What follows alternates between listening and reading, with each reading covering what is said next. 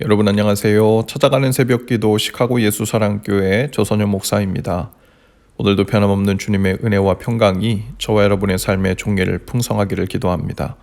오늘 말씀은 열왕기상 2장 1절에서 4절까지 말씀입니다. 제가 읽어드리지요. 다윗은 세상을 떠날 날이 가까워서 아들 솔로몬에게 유언을 하였다. 나는 이제 세상 모든 사람이 가는 길로 간다. 너는 굳세고 장부다워야 한다.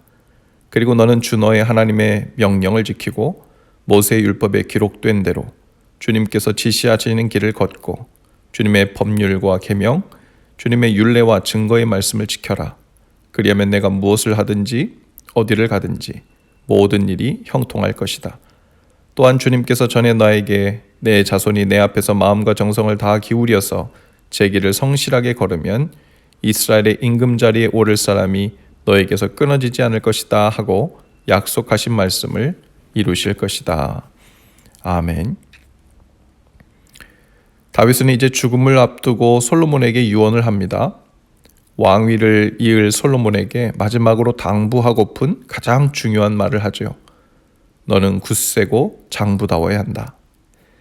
개역 성경에서는 너는 힘써 대장부가 되라 라고 번역했고요.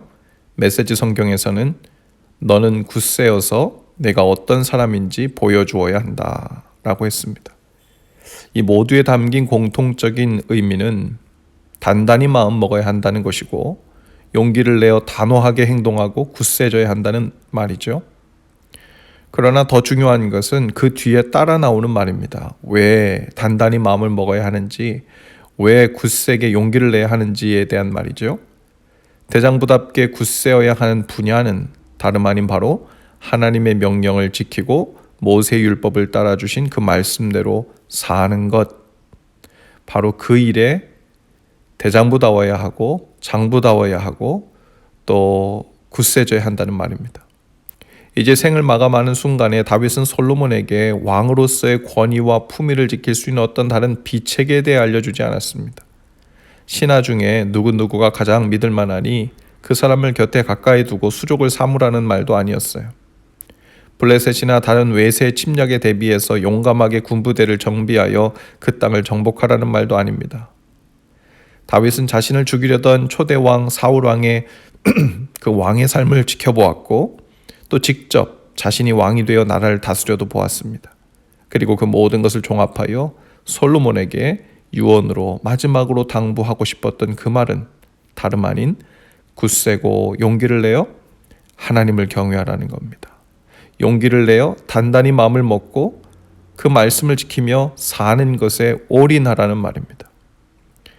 자신의 경험으로도 그렇고 믿는 바로도 그렇고 다윗에게 그것만큼 왕으로서 중요한 일이 없다는 거예요.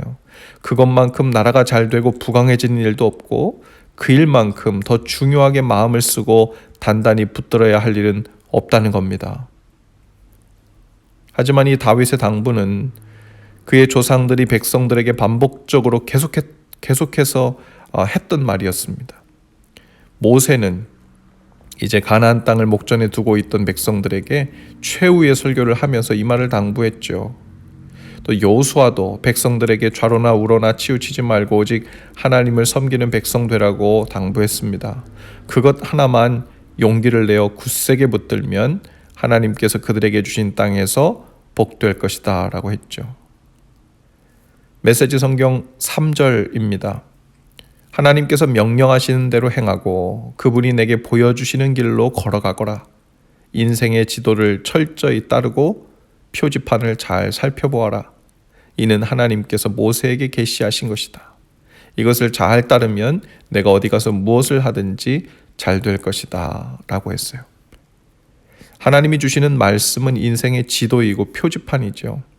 그리고 그 말씀을 듣고 동의하는 수준에 머무는 일은 누구나 할 수 있지만 실제로 그 말씀의 지도를 믿고 그 말씀 인도하는 길로 걸어 들어가는 일을 해야 실제로 믿는 것이 되는 것이죠. 바로 그때 굳센 용기가 필요합니다.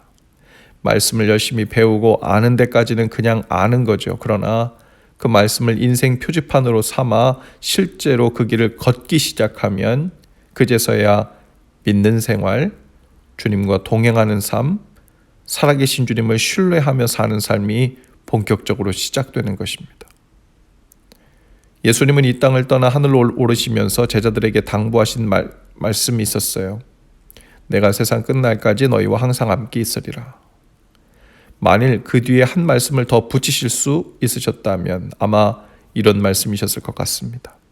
그러니 굳세게 마음을 단단히 먹고 용기를 내어 말씀을 믿고 행하는 삶으로 걸어 들어가라.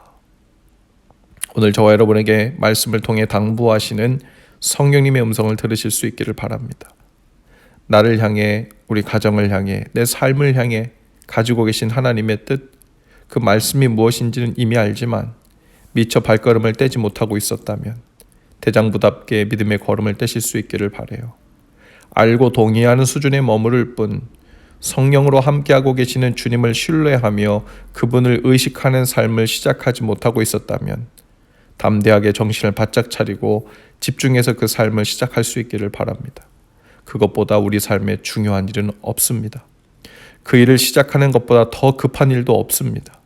우리 삶에 외적이 쳐들어오는 일, 유력한 사람을 내 사람으로 만드는 일, 내가 왕이 되어 주인 노릇하는 내 인생의 나라를 더 부강하게 만드는 그 어떤 일보다 100배, 1000배 더 중요하고 급한 일이죠.